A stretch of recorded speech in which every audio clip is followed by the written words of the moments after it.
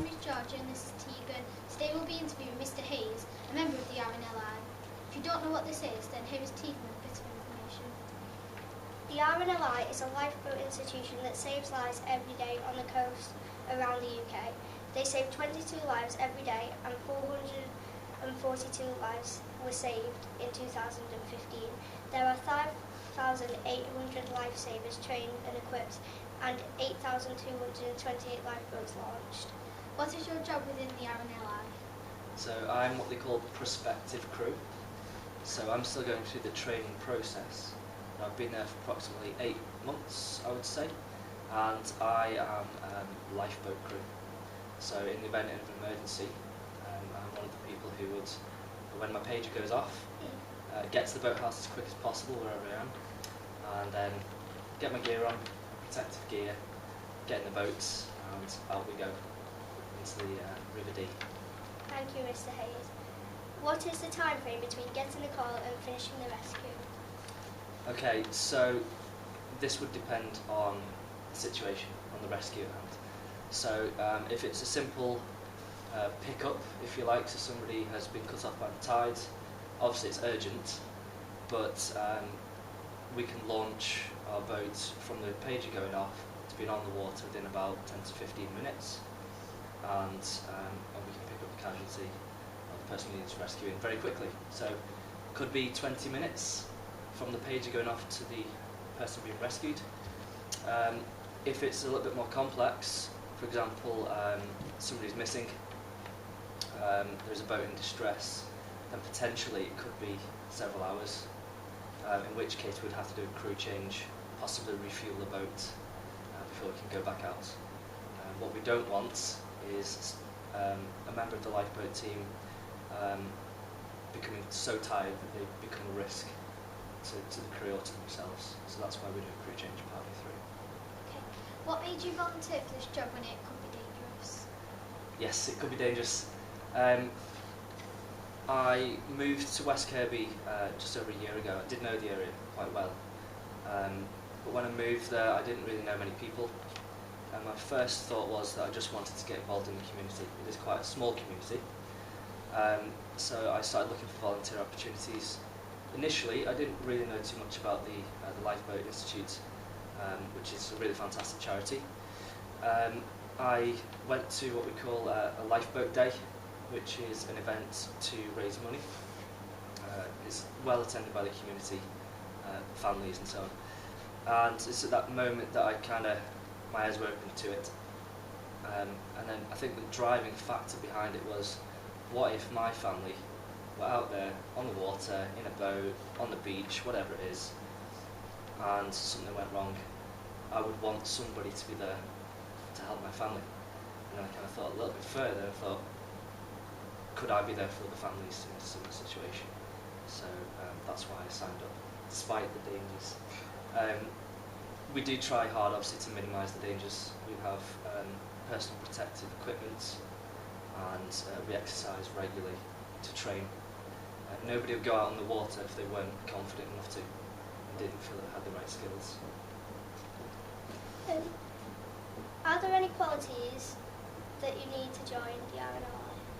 Okay, so when I first met our lifeboat operation manager, our LOM, Dave, I think when I met him, what he was looking for, that I was quite confident,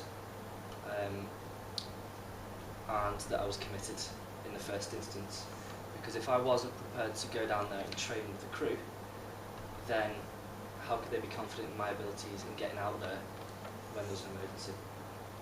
So you have to be committed, prepared to train. We train several times a month, and prepared to train even when it's not ideal. So it could be really bad weather, very cold, darkness. We still have to train because there could be an emergency at any time of the day. Quite resilient, and I think in some respects quite brave, because there will be some scary situations out there. I think ultimately, as long as the person has those qualities and is quite friendly and sociable, because we have to have a community within the lifeboat station. We all look out for each other.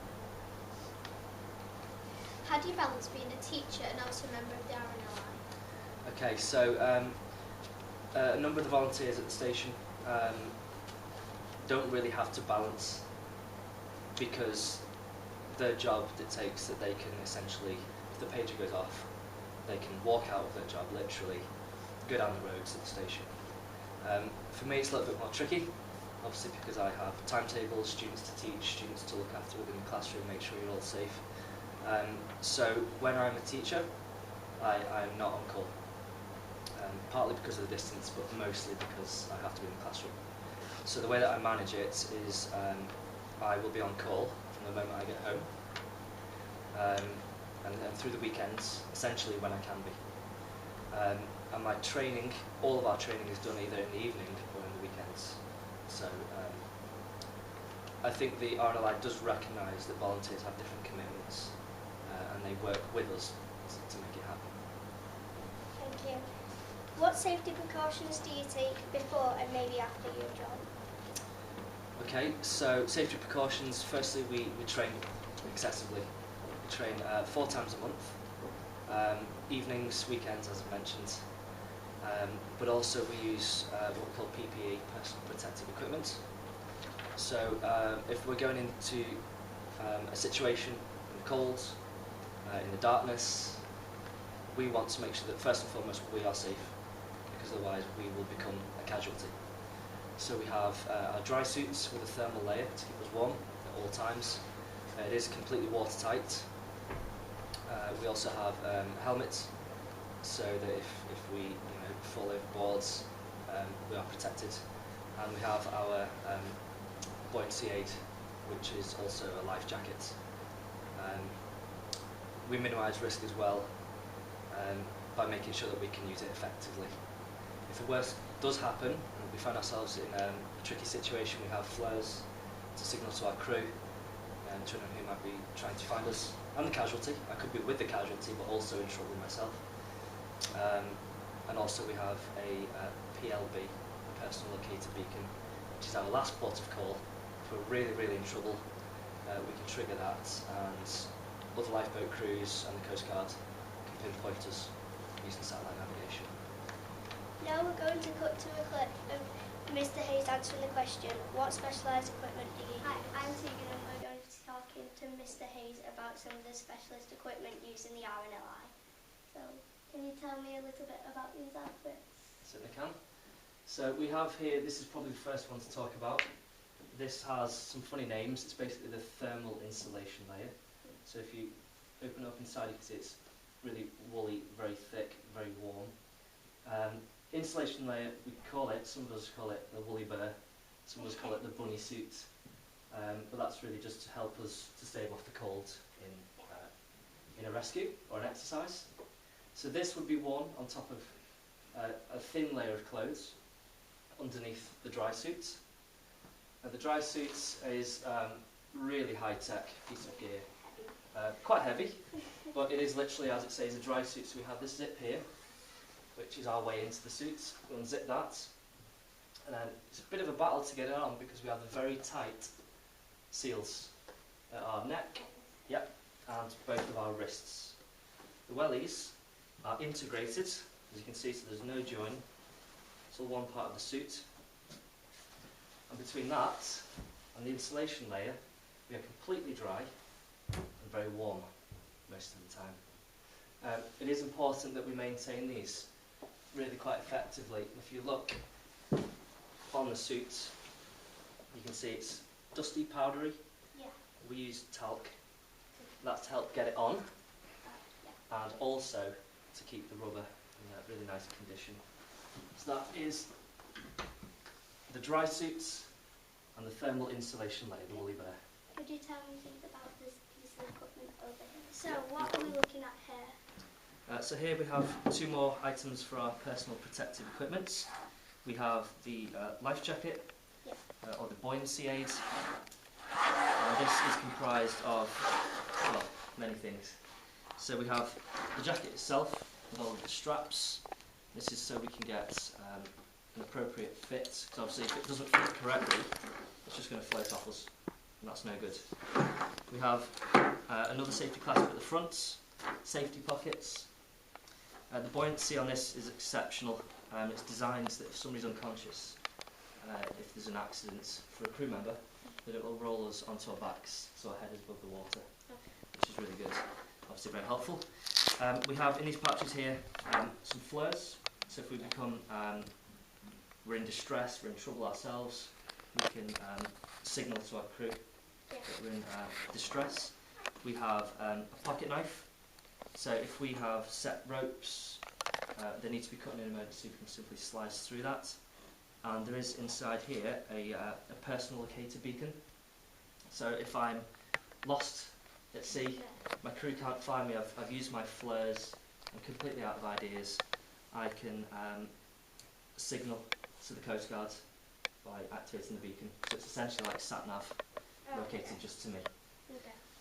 And again, if I am in danger of going under the water, I can pull this cord here to inflate the bladder inside with gas. That'll keep me afloat. And then here we have our helmet, which may look quite basic, but actually in itself is quite high tech. So we have, obviously it's a protective hard shell. This is for hearing, but of course we can plug into this headset so we can communicate with the Coast Guard and other members of the crew. A Velcro patch for the side, so if we want to record any footage, we can do that. And also we use this for night lights. A protective visor in dangerous situations, or if the sea is particularly rough, we want to obviously be able to see what's going on. And finally inside, as well as the adjustable strap, we have this mouthpiece. And once we put the helmet on, to make sure we've got the correct fit, again it's important that it does fit correctly, otherwise it's just going to be a hazard more than a help. We can actually blow into this valve to inflate these pads inside to give us a secure fit, but extra buoyancy, keep our head out of the water. Okay, thank you. Back to the studio. Thank you, Mr. Hayes.